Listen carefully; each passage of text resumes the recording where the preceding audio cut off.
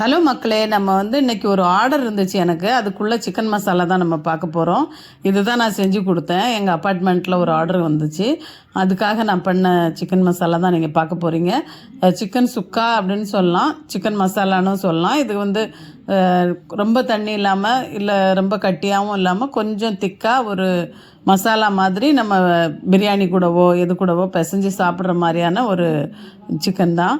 இதுக்கு நம்ம சிக்கனை நல்லா கழுவி எடுத்துகிட்டு அதில் கொஞ்சம் உப்பு, கொஞ்சம் மஞ்சத்தூள், கொஞ்சம் தயிர் போட்டு நம்ம நல்லா ஊற வச்சிடலாம். ஒரு அரை மணி நேரம், கண்டிப்பாக அரை மணி நேரம் ஊற வைங்க. அப்போ ரொம்ப அர்ஜெண்ட்டாக இருந்துச்சு அப்படின்னா மட்டும் நீங்கள் டைரெக்ட் பண்ணுங்கள், இல்லைனா ஊற வச்சே பண்ணுங்கள். நல்லா உப்பு பிடிக்கும் சிக்கனில், ரொம்ப நல்லாயிருக்கும், சாஃப்டாகவும் ஆகும். இப்போ எண்ணெய் ஊற்றி தாளிச்சிட்டு அதில் பெருஞ்சீரகம் போட்டு தாளிச்சிடலாம். பெருஞ்சீரகம் நல்லா கொஞ்சம் வாசம் வந்தது உடனே நம்ம வெங்காயம் போட்டுடலாம். வெங்காயம் ஒரு 3 வெங்காயம் எடுத்துக்கோங்க. அரை கிலோ சிக்கனுக்கு ஒரு 3 வெங்காயம் போடுங்க. வெங்காயம் இப்போ நான் நிறைய போட்டிருக்கேன், நீங்கள் பார்க்குறீங்க. வெங்காயம் தக்காளியோட மசாலா தான் இதில் திக்னஸ் வரும். அதனால் வெங்காயம் நல்லா மெல்லிஸாக வெட்டிக்கோங்க. ரொம்ப பெருசாக வெட்டினீங்கன்னா சாஃப்ட் ஆகாது. நம்ம மெல்லிஸாக வெட்டி நம்ம நல்லா வதக்கி விட்டுடலாம். இது கூட கருவேப்பிலை போட்டுக்கலாம். கருவேப்பிலையும் போட்டு நல்லா வதக்கி விடுங்க.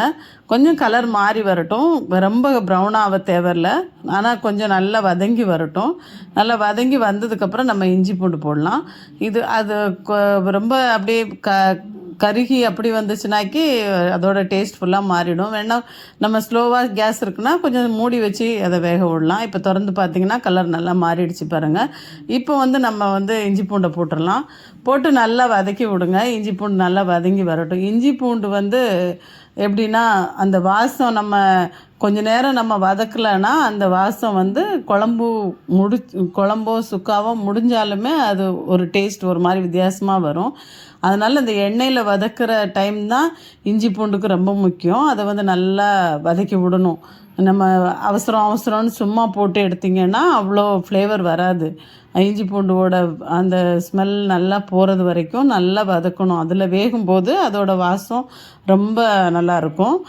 ரொம்ப சாப்பிட்றதுக்கு ஒரு தனி எனர்ஜி கொடுக்கும் அந்த மாதிரி அந்த வாசம். அதனால் அதை நல்லா வதக்கிட்டு அதுக்கப்புறமா நம்ம தக்காளி போடலாம். இப்போ பாருங்கள், வதங்கி வந்துருச்சு. இஞ்சி பூண்டு போட்டு ஒரு 2-3 நிமிஷம் ஆயிடுச்சு. இப்போ தக்காளி போட்டுடலாம். தக்காளி போட்டு தக்காளி மேலே கொஞ்சோண்டு உப்பு போட்டுட்டு நல்லா கிண்டி விட்டுட்டு மூடி போட்டுருங்க. மூடி போட்டால் தக்காளி நல்லா சாஃப்டாகிடும், ரொம்ப சாஃப்டாகிடும் சீக்கிரமாகவே. இல்லைனா ரொம்ப நேரம் ஆகும், துண்டு துண்டாக கிடக்கும். அப்படி இல்லாமல் நீங்கள் இப்படி மூடி போட்டிங்க அப்படின்னாக்கி நல்லா சாஃப்டாகிடும். ஒரு 2-3 நிமிஷத்துலேயே நல்ல மசாலாவுக்கு தகுந்த அளவுக்கு சாஃப்டாகி ரொம்ப நல்லா பழுத்ததாகவே எடுங்க. அப்போ தான் அது கரெக்டாக வதங்கி வரும். இப்போ நல்லா வந்துக்கிட்டு இருக்குது. ஒரு 3 நிமிஷம் அப்படியே விட்டுறலாம்.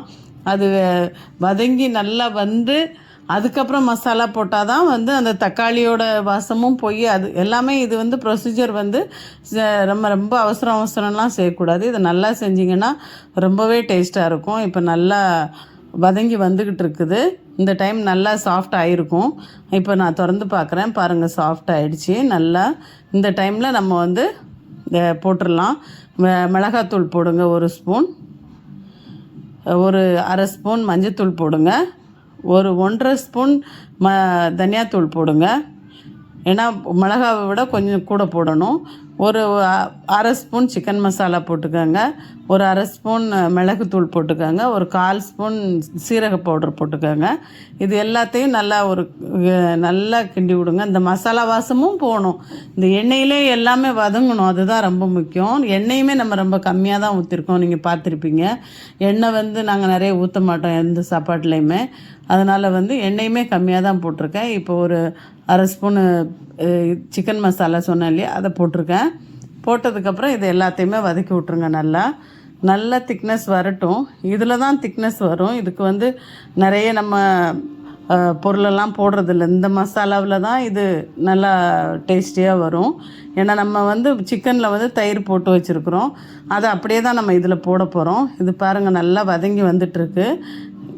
ஒரு 2-3 நிமிஷம் இதை அப்படியே வதக்கி விடணும். அப்போ தான் அந்த மசாலாவோட வாசம் ஃபுல்லாக போய் நல்லா டேஸ்ட்டாக வரும். இப்போவே அந்த இதை எடுத்து அப்படியே நீங்கள் சாப்பிட்டா கூட நல்லா தான் இருக்கும். அந்த அளவுக்கு அந்த மசாலாவோட ஃப்ளேவர் போய் நல்லா டேஸ்ட்டாக இருக்கும். இப்போ நல்லா வதங்கி வந்துருச்சு. இந்த டைமில் நம்ம சிக்கன் ரெடி பண்ணி வச்சுக்கலாம். நம்ம எடுத்து வச்சுருக்கணும் இல்லையா, அதை எதிரில் எடுத்து வச்சுக்கோங்க. இப்போ போடணும். இப்போ வந்து இதை போட்டுடலாம். சிக்கன் வந்து ரெடியாக இருக்குது பாருங்கள். தயிரில் ஊறி சாஃப்டாக இருக்குது நம்ம சிக்கன். நல்லா சாஃப்டாக இருக்கும். இதை இப்படி போட்டு நீங்கள் சீக்கிரமே வெந்துடும் சமைக்கும்போது. இல்லைனா ரொம்ப நேரம் நீங்கள் வேக வைக்கிறதா இருக்கும். இப்போ இதெல்லாம் மசாலாவை நல்லா கிண்டி விட்டு கொஞ்ச நேரம் மூடி போட்டு விடலாம். ஏன்னா அந்த தண்ணி அந்த சிக்கனில் இருக்கிறது கொஞ்சம் ஊறி வரட்டும். அதுக்கப்புறம் நமக்கு தேவையான தண்ணி ஊற்றிக்கலாம். இப்போ பாருங்கள், எல்லா பக்கமும் படுற மாதிரி பண்ணிவிட்டு கொஞ்சம் உப்பு போட்டுக்கோங்க. இது உப்பு நீங்கள் செக் பண்ணி போடுங்க. ஏன்னா நம்ம தக்காளியில் உப்பு போட்டிருக்கோம். இதுக்கும் வர மாதிரி கொஞ்சம் உப்பு போட்டுட்டு அப்புறமா மூடி விடுங்க. ரொம்ப சீக்கிரமே வெந்துடும், ரொம்ப நேரம்லாம் ஆகாது. இப்போ வந்து நல்லா உப்பு போட்டுட்டு கொஞ்சம் கிண்டி விட்டு மூடி போடுங்க. ஒரு 5 நிமிஷம் விட்டுருங்க. அந்த மூடியில் அந்த தண்ணியெல்லாம் இறங்கட்டும். அந்த சூடாகி அந்த சிக்கனோட ஃப்ளேவர் இறங்கும். அந்த தண்ணி இறங்கி அதுக்கப்புறம் எக்ஸ்ட்ரா தண்ணி தான் நம்ம கொஞ்சம் ஊற்ற போகிறோம் அந்த சிக்கன் வேகிறதுக்கு. அதனால் இப்போ வந்து அந்த மூடி வச்சு ஒரு 5 நிமிஷம் விட்டுட்டு அப்புறம் எடுத்து பார்த்திங்கன்னா அதோட ஈரப்பதம் கொஞ்சம் இறங்கியிருக்கும். அதுக்கப்புறம் நம்ம தேவையான தண்ணி ஊற்றிக்கலாம். இப்போ பாருங்கள், நல்லா உள்ளே நல்லா இறங்குறது எனக்கு தெரியுது. அது கண்ணாடி மூடின்றதுனால உங்களுக்கு வந்து அது தெரியுதான்னு தெரில. நல்லாவே வந்து வெந்துக்கிட்டு இருக்குது. ரொம்ப ஃபாஸ்ட்டாக வைக்காதீங்க கேஸ் இந்த டைமில். கொஞ்சம் ஸ்லோவாக வைங்க. ரொம்ப அப்படின்னா மீடியமில் வைங்க. இப்போ வந்து திறந்து பார்த்திங்கன்னா அதில் உள்ள தண்ணி கொஞ்சம் விட்டுருக்கோம் பாருங்கள், ஈரமாக வந்திருக்கும். இந்த டைமில் நம்ம எடுத்துகிட்டு இதுக்கு ஒரு டைம் கிண்டி விட்டுட்டு இந்த சிக்கன் மூழ்கிற அளவுக்கு நீங்கள் தண்ணி ஊற்றிடுங்க. நீங்கள் ஒரு கணக்கெல்லாம் நீங்கள் பார்க்க தேவையில்லை. இதில் வந்து எவ்வளோ ஊற்றணும், ஒரு கிளாஸா ஒரு கிண்ணமா அப்படி பார்க்காம இது மூடி நல்லா வேக விட்டுருங்க. அதுக்கப்புறமா இதை எடுத்து பார்த்தீங்கன்னா ஒரு 10 நிமிஷம் கழித்து எடுத்திங்கன்னா இவ்வளோ திக்னஸ்ஸாக இருக்கும். எப்படி வந்திருக்கு பாருங்கள். நான் இதை அந்த டப்பாவில் பேக் பண்ணுறேன் கொடுக்கறதுக்காக. ரெடியாக இருக்குது.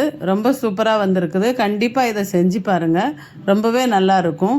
இப்போ இந்த டப்பாவில் நான் இவ்வளோ கொடுக்குறேன். நான் ஒரு டப்பா பேக் பண்ணி ஒரு பிளேட்டு கணக்கு நான் கொடுக்குறேன். நல்ல பீஸாக எடுத்து போடுறேன். அதனால தான் கொஞ்சம் கொஞ்சமாக எடுத்து போடுறேன்.